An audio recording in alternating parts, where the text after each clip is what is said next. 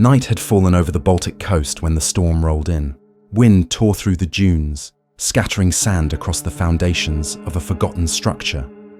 A wartime relic buried for nearly 80 years. Beneath layers of concrete and salt lay the entrance to a sealed vault, one marked with a symbol long erased from German maps. Inside, time had stopped.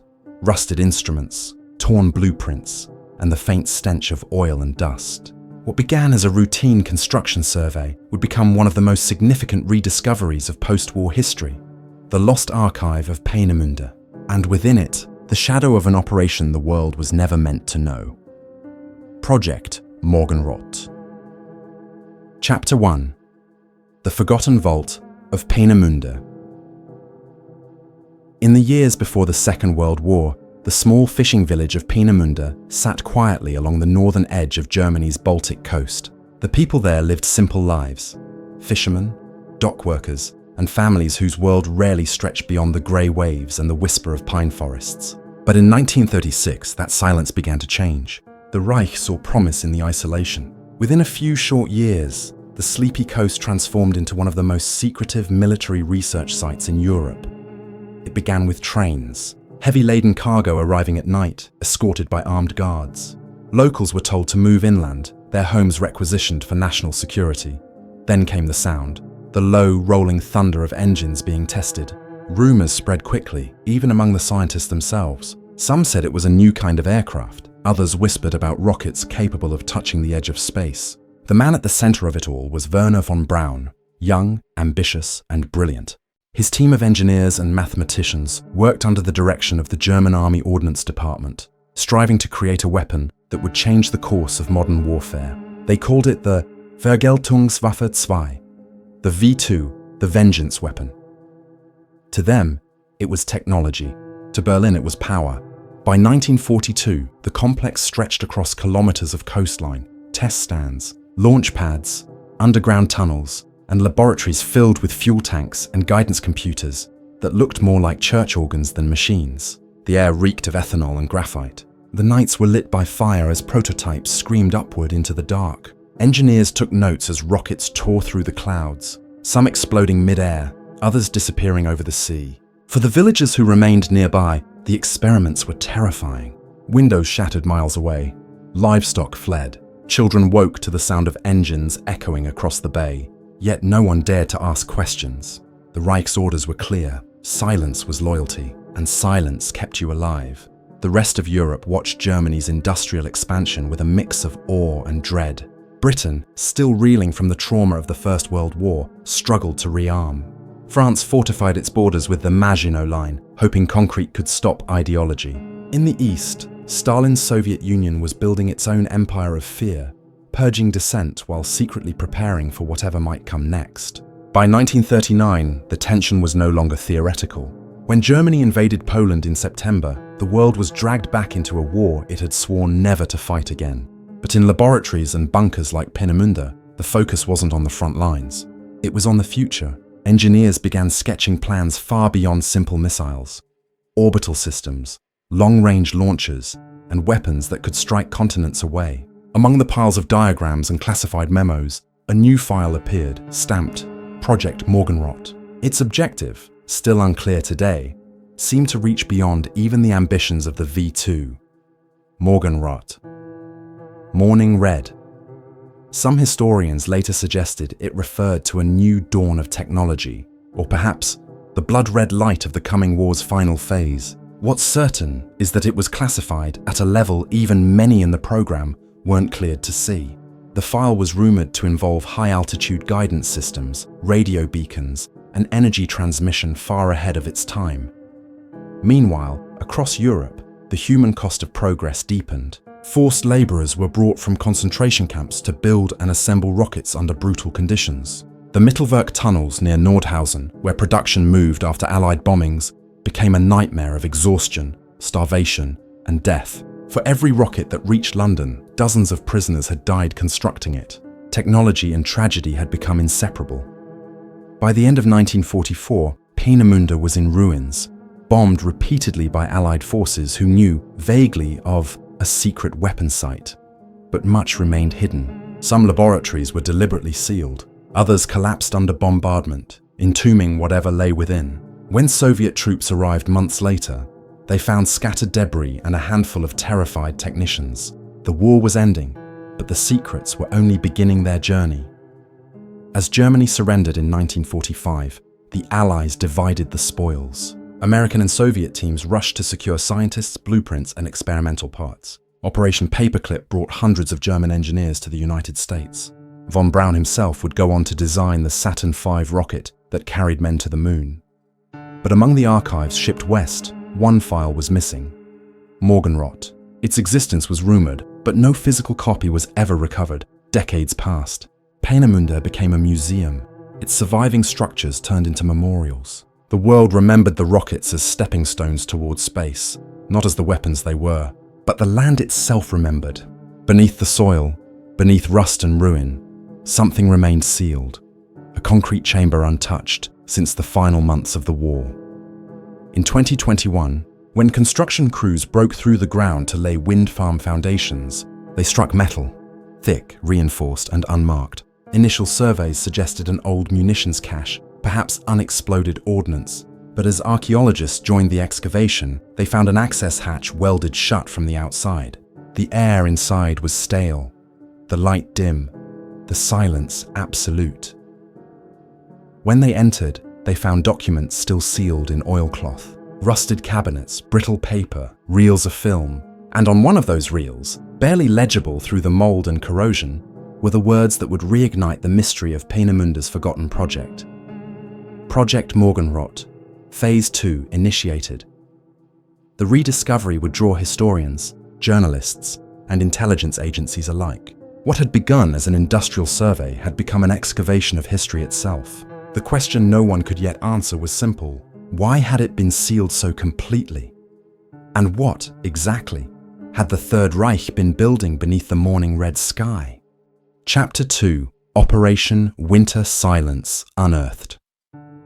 In the long shadow of the Second World War, Europe was a continent divided not just by borders, but by silence. The guns had gone quiet, but the war was far from over.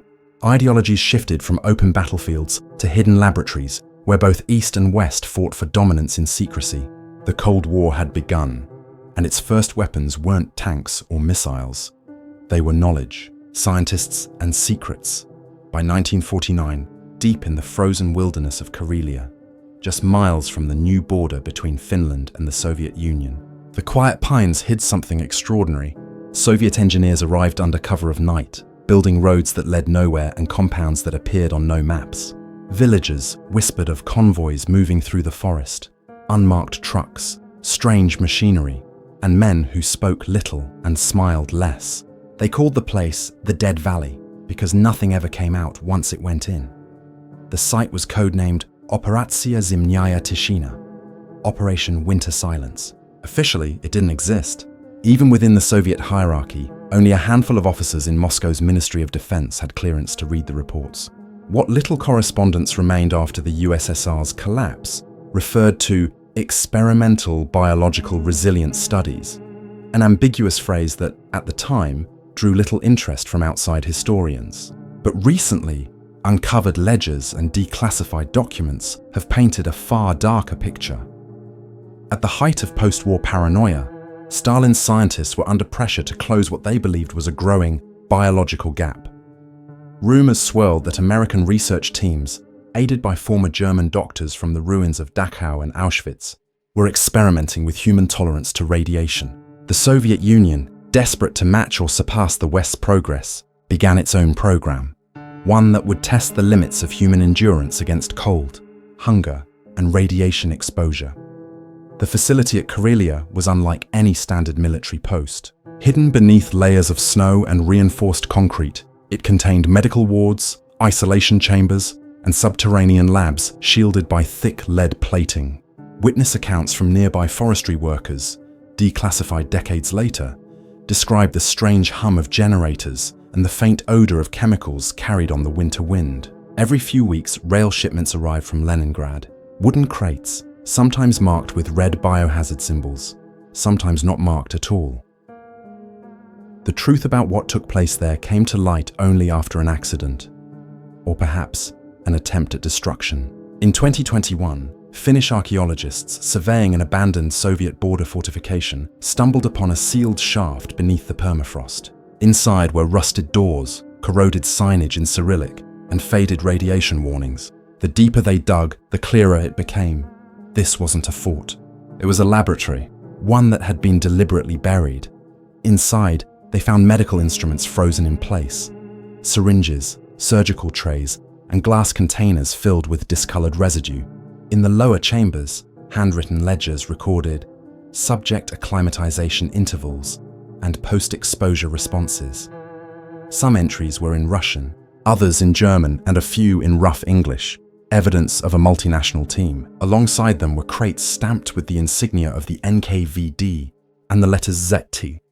Later testing confirmed that the air inside the chamber contained trace amounts of cesium-137, a signature of early radiation experimentation. Among the most haunting discoveries was a photograph, a black and white image of a man in a Soviet lab coat standing beside two patients, both emaciated, their eyes covered by cloth. On the back, written in pencil, Test Group 7, Viability Post-Exposure. The photo was dated January 1950. The facility had supposedly been abandoned that same year, but that, as the newly revealed documents suggest, was not the end of Operation Winter Silence.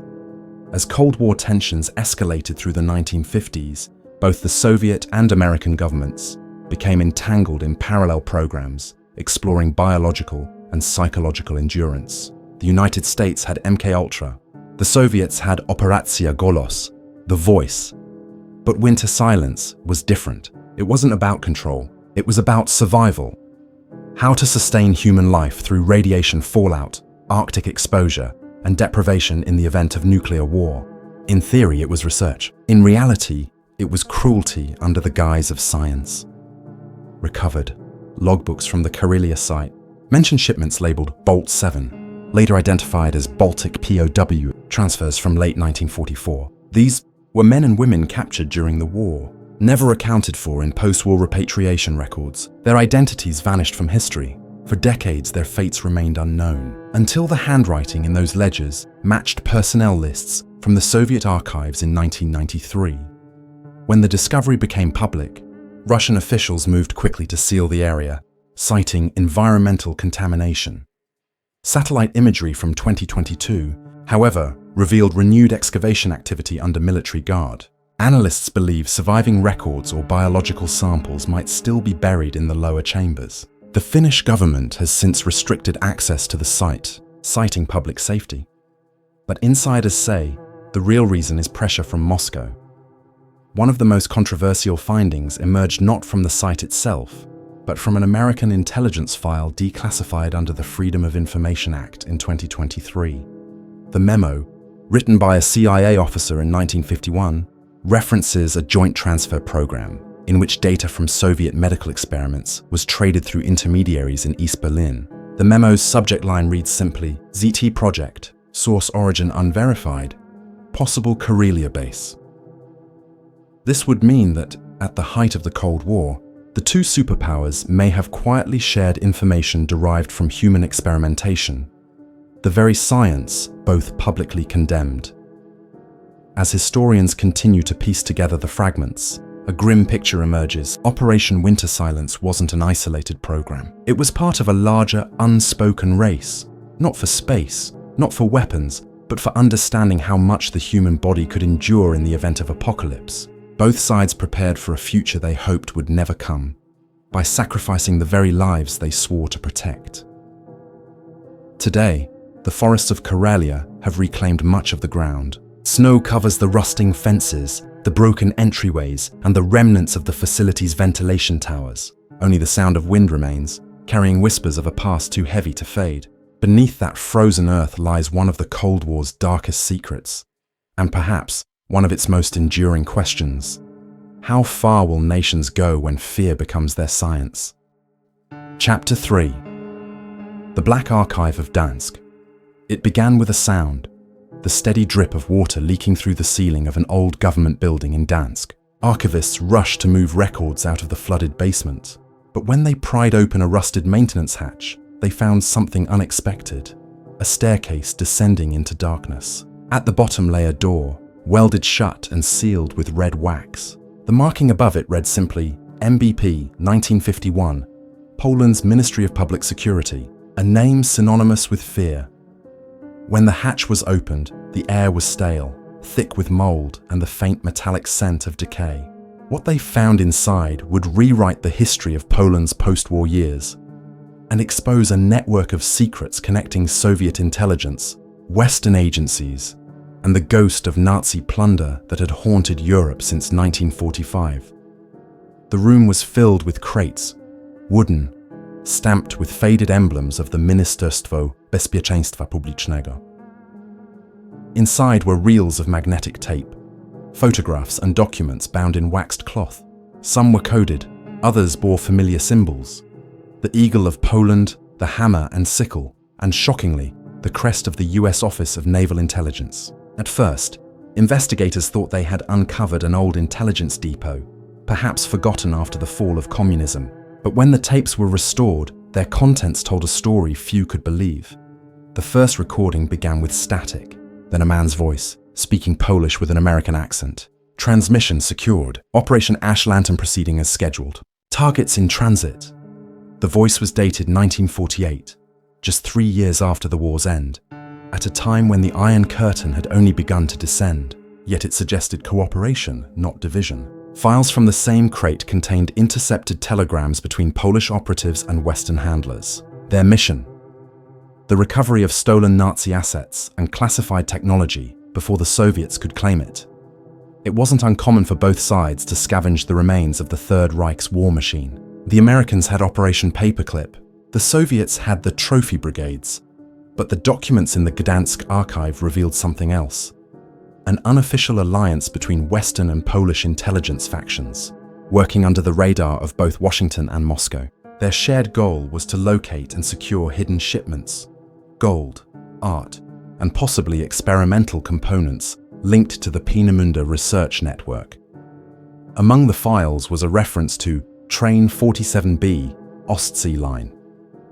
The entry listed coordinates near the Baltic coast, matching rumors of a ghost train that vanished in the final weeks of the war, loaded with valuables and scientific equipment bound for the Reich's northern research sites. For decades, Polish treasure hunters searched for that train, believing it to be myth. But here, in these hidden archives, was proof it had existed, and that it had been found not by adventurers, but by secret police. The deeper investigators went, the stranger the connections became. A 1950 memo from the MBP to Moscow reported that several recovered crates had been transferred to Allied custody for evaluation.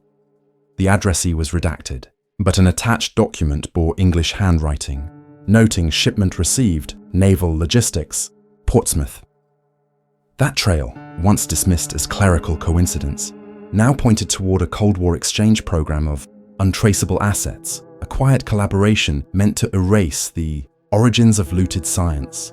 What truly disturbed researchers wasn't just the geopolitical implications, but the personal ones. Many names listed in the files were Polish resistance fighters, men and women who vanished after the war. Their records were rewritten to mark them as traitors or foreign agents. In truth, many were likely executed or imprisoned to protect the secrecy of Ash Lantern. One name appeared repeatedly: Jan Kowalski, a courier known for smuggling information to Western consulates. In one letter, he wrote, "If they find the tapes, they'll know we existed. That's all that matters."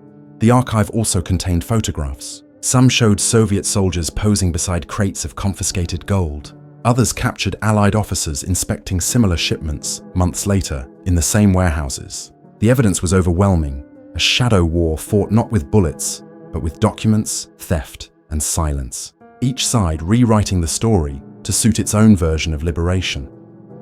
When news of the Gdansk discovery reached Western intelligence circles, responses were cautious. The CIA acknowledged that post-war Poland was a highly active intelligence corridor, but denied any involvement in operations under that name. British archives released under the 30-year rule offered only fragmented references to lantern projects, redacted beyond recognition. The Polish government, now democratic and transparent, called for an international commission to examine the material. Yet within months, several boxes of evidence mysteriously disappeared from storage. Local historians believe the missing files may have contained correspondence between Polish officials and American intermediaries, proof that some of the assets recovered during Ash. Lantern's operations were quietly funneled into Western financial systems, disappearing into private banks by the early 1950s. The trail ends abruptly, replaced by silence and missing pages.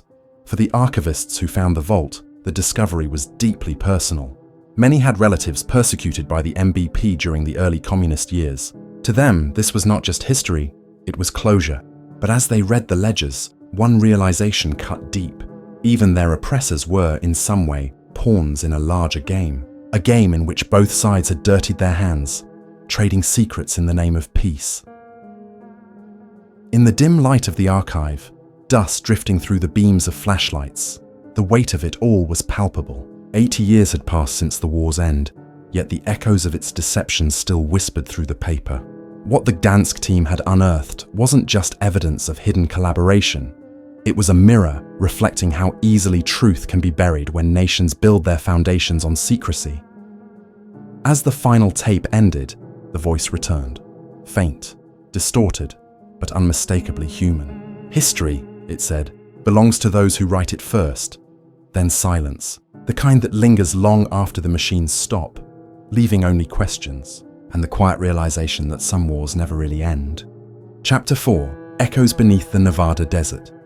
The desert has a sound, not silence exactly, more like a hum, the faint vibration of wind across endless stone. For decades, that sound hid another one, deeper and older, the mechanical pulse of machinery buried beneath the sand. When surveyors from a private aerospace company began scanning the terrain near Groom Lake in 2023, they weren't searching for secrets. They were mapping geothermal layers. What they found instead was an anomaly, a void in the bedrock, rectangular and massive, its walls lined with lead. At first, it was assumed to be another Cold War bunker, one of many scattered across the Nevada test range.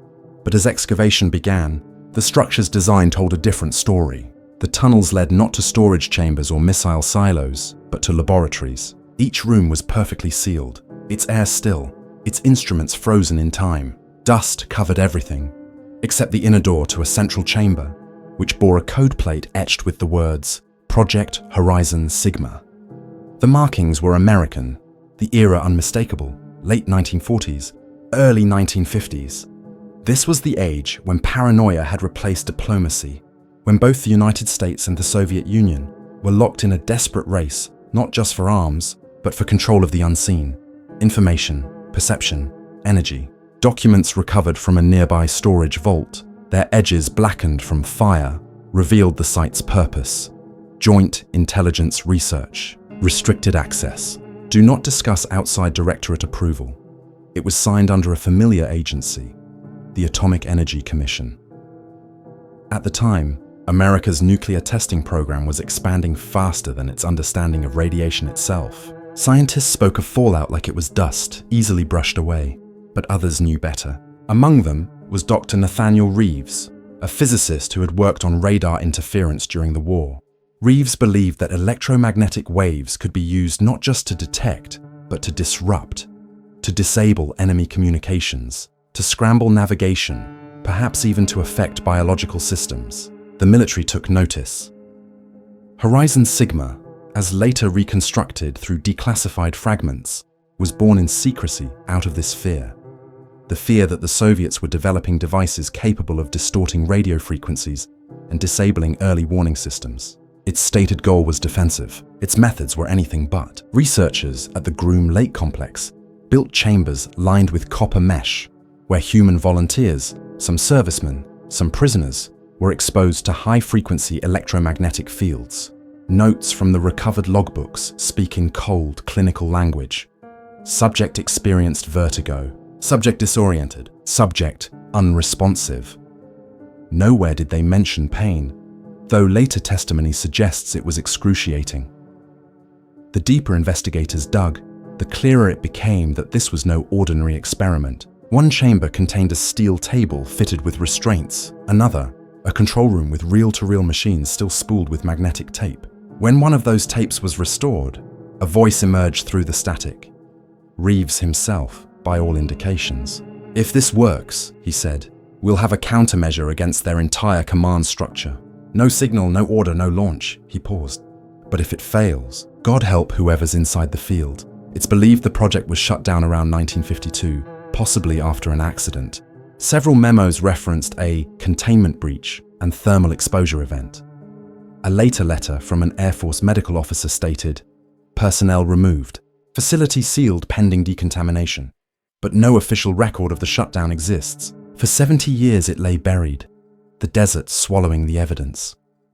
When word of the discovery leaked to journalists, federal agencies acted swiftly. The excavation was halted, the site declared unsafe due to residual contamination.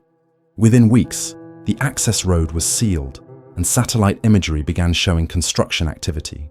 New fencing, temporary structures, vehicles marked only by serial numbers. Local contractors were told the site was part of an environmental remediation project. Those who spoke publicly soon fell silent. Among the few items catalogued before the lockdown was a half-burned memorandum found in the central chamber. The surviving text read, "Psychotronic countermeasures. Subject variability unpredictable. Advise. Termination pending review." The term psychotronic would later surface in Soviet documents from the 1960s describing alleged American mind interference technology. Both sides accused the other of developing it. Neither admitted to trying. For historians, the discovery was a revelation, not of alien technology, as rumors around Area 51 had long claimed, but of something much more human and much more unsettling. It was proof that fear could make science lose its compass. Reeves and his colleagues believed they were building a shield against the unknown. Instead, they created a wound so deep it had to be buried beneath the desert. One former technician, found living quietly in Oregon, agreed to speak under anonymity. "We didn't know what we were doing," he said. "They told us it was for defense, for national security." You believe that when you're young. You believe it until someone doesn't walk out of the chamber. By the time the Cold War reached its height, Horizon Sigma was a ghost. Its records scrubbed, its personnel reassigned. Yet its legacy lived on in the classified funding lines of later projects. Signal resilience studies, non-lethal control initiatives, telemetry disruption research. The names changed, the purpose didn't. The same paranoia that built the atomic bomb had found a new frontier: the human mind. Today, the Nevada desert still hums with hidden power lines and long-forgotten echoes. Satellite photos show subtle disturbances where the excavation once stood. Nothing more than shadows and sand, at least to the naked eye. But for those who've seen the recovered footage, who've heard Reeves's final words on tape, the story feels unfinished. He ends with a simple sentence, almost whispered, "We opened a door, but I'm not sure what walked through." Then static, endless, empty static, a fitting sound for a place that buried its sins beneath the silence of the desert, and listened to the wind pretend it was never there. Chapter 5. The Sinking of Project Seaglass. The sea keeps its secrets better than any archive ever could. Beneath the cold waters of the Norwegian Sea, where sunlight fades into darkness and sound travels like memory, something metallic rests against the silt, the fractured hull of a submarine that shouldn't exist. When divers from a marine research vessel first found it in 2020, they assumed it was a lost Soviet scout or a NATO relic from the Cold War. But as their light swept across its torn metal, the truth became far stranger. There were no markings, no flag, no serial number, only 3 faded characters near the bow. SG-01. Marine historians were puzzled. Naval registries from both east and west showed nothing resembling its design. The hull plating was Western alloy, but the propulsion system, when examined through recovered schematics, was distinctly Soviet.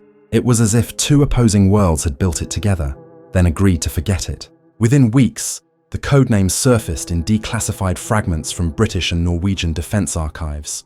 Project Seaglass.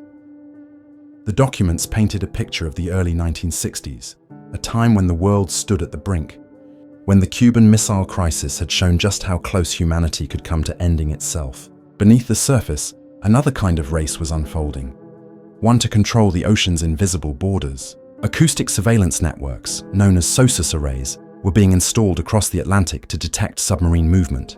Both NATO and the Warsaw Pact sought the upper hand, to hear before being heard, to strike before being seen. Sea glass, as the papers suggest, was conceived as a joint intelligence experiment under absolute secrecy. Officially, it never existed. Unofficially, it was a collaboration between defector scientists and rogue operatives from both sides. A ghost project born from shared fear. Its mission was simple in concept, impossible in execution: to deploy autonomous underwater recorders along the Arctic Circle that could intercept and triangulate encrypted naval transmissions. A network of mechanical ears, listening to the heartbeat of the Cold War. The vessel SG-01 was to be the prototype, a hybrid submarine equipped with self-sustaining power cells and early artificial navigation, decades ahead of its time. The crew was minimal, the voyage classified. Its logs, what little survived, spoke of silence, of days without contact, of strange signals echoing from beneath the sea floor. "It's not ours," one entry read. "It's not theirs either." The final transmission, intercepted by a Norwegian listening post in 1964, was just 2 words: going dark. For over half a century, nothing more was heard. When the wreck was rediscovered, it lay fractured along the ridge of an undersea trench, nearly 3,000 meters down. Inside, time had stopped. Control panels corroded, chairs bolted in place, notebooks disintegrated into mush. But the recorders, sealed inside titanium casings, survived. When the first one was brought to the surface and decoded, its contents stunned investigators. Hours of static interspersed with rhythmic pulses, signals that matched neither NATO nor Soviet naval transmissions. A deep-sea pattern, recurring at precise intervals, consistent with something man-made, yet unregistered. For weeks, the discovery dominated defense circles and scientific boards. Then quietly, access was revoked. Norwegian authorities handed jurisdiction to the Ministry of Defense, citing national security. The remaining recorders were sealed and the site reclassified as a restricted maritime zone, but not before a handful of data files leaked online, enough to ignite public speculation. Among the leaked notes was a decrypted line from a British report dated 1965. SG-01 failed to respond post-deployment. Analysis indicates contact with unidentified signal source beneath Lofoten Ridge. Recommend full termination of sea glass assets. Beneath it, handwritten in pencil, someone had added, "Never ours to begin with." Most historians interpret the phrasing metaphorically, a reflection of the paranoia of the age.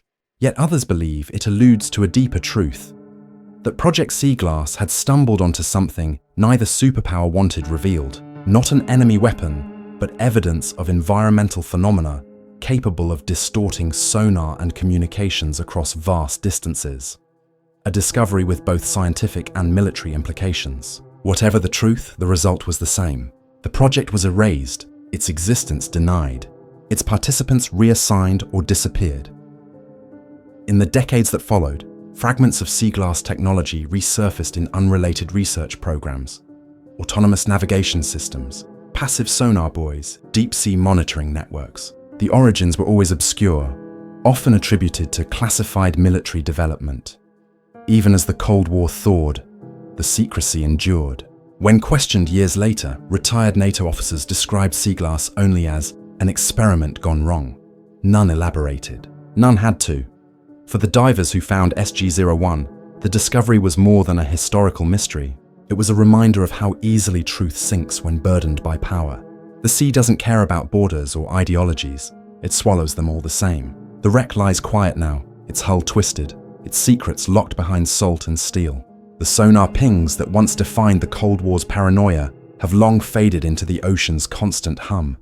But sometimes, on calm nights, when the wind dies and the water is still, research vessels passing over the site report faint echoes on their instruments. A pulse, a rhythm, the same pattern recorded by Sea Glass in 1964. Engineers dismiss it as interference, just another quirk of the sea's machinery.